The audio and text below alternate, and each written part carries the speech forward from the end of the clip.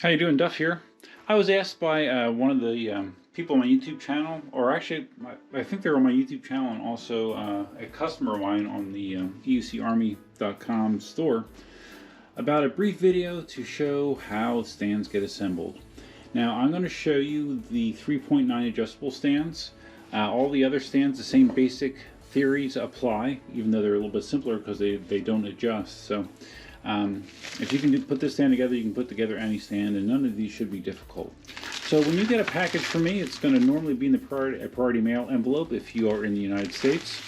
And then when you open it up, you're going to have the bottom pieces with some blue tape on there that hopefully stayed on during shipping. That's just to keep the nuts in. If for some reason you're missing some blue tape, that means you probably have a nut in the bag, so you're going to want to pull that out. And then you have your side pieces. We have some screws. Here's your other side piece. And then you're also going to have some printed basic instructions, an EUC Army sticker, and a E-Wheels card. You know, because I support E-Wheels and E-Wheels supports me. So here's your parts. Envelope, you can set that aside.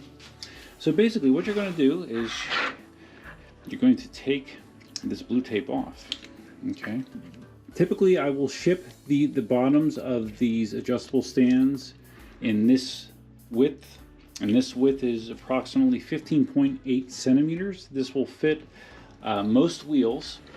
It will not fit wide wheels like a 16X, a Z10, or a Sherman. You're going to want to make it wider. So let me just quickly show you how you would do that. Okay, so the way that I have this configured is there's two nuts. There's two nuts and two bolts. And you can actually hold this together with as few as one bolt, and it would be just fine. So if I want to quickly make it wider, I could go like this. Move the single screw there and tighten it up, and there you go, you got a wide stand. Like I said, you don't really need to. I mean, all the forces on the stand are downward, they're not outward, so this would actually hold it just fine. But you could move this screw here.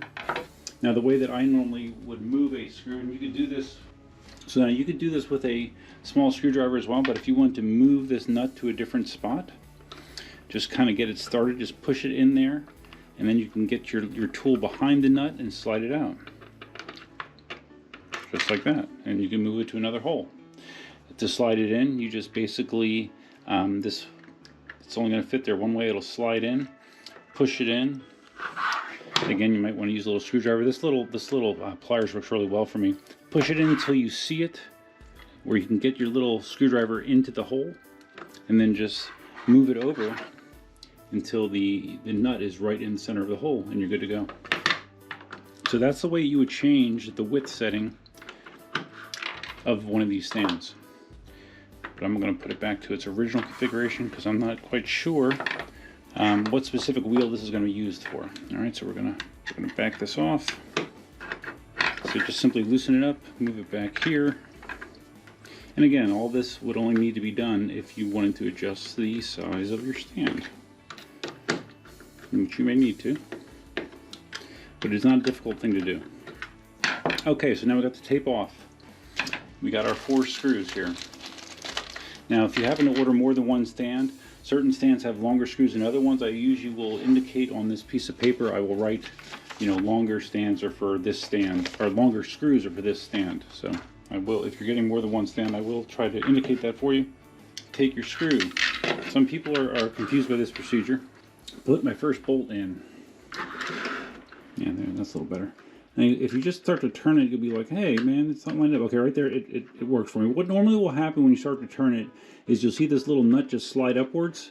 The turning of the screw will make the nut come up, and then you just tighten it up firm. You don't want to, you know, crank it with an air wrench. It just needs to be firm. You don't need to go crazy with it. It's in there good. But sometimes what will happen is as you're doing this, you know, you turn it a few times and the nut doesn't want to catch the threads. Let's see what happens here. Okay, I'm 2 for 2 here. Both of those caught. So now let me just show you what you do if it doesn't catch.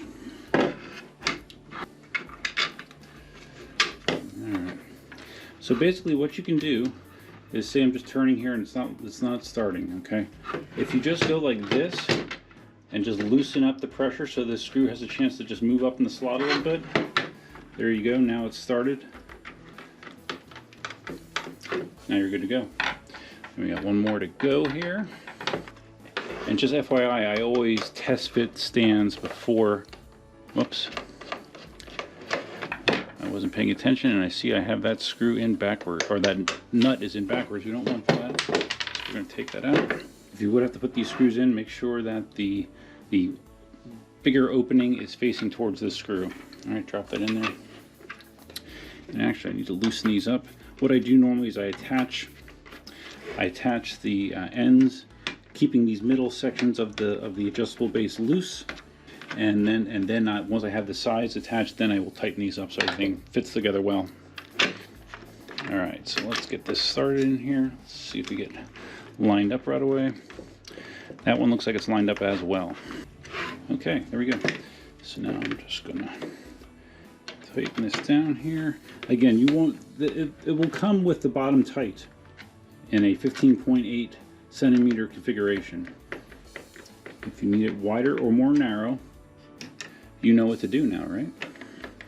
Because you can, in addition to make it wider, you can make it more narrow. Like if you had like a Ninebot S1 or like an Inmotion V5F, those are narrow wheels. You're going to want to make the stand more narrow than 15.8 centimeters. So just keep that in mind. Or like a KingSong 14D. Again, that's a narrow wheel. You're going to have to make the stand more narrow. Alright, so there you go. The stand is now assembled. Now, if you happen to get a 2.1 stand design, it's a little different, you know, because first of all, it's not adjustable. It's the same principle. You still have the nuts in these slots. Now, there could be a slight difference depending on the model and the printer it was printed on. Sometimes these screws are nice and snug in there, that I will insert them ahead of time and they will stay in place. I'll still put the tape on, but they will generally stay in place. But if they're not, like if they're loose in there, you could have the same situation where the nut will be floating in there a little bit. You just start the screw once again, and if it's not quite lined up, you can do, if it's loose enough that it slides back and forth, invert the side and let the nut drop down a little bit and try to tighten it again, you'd be fine.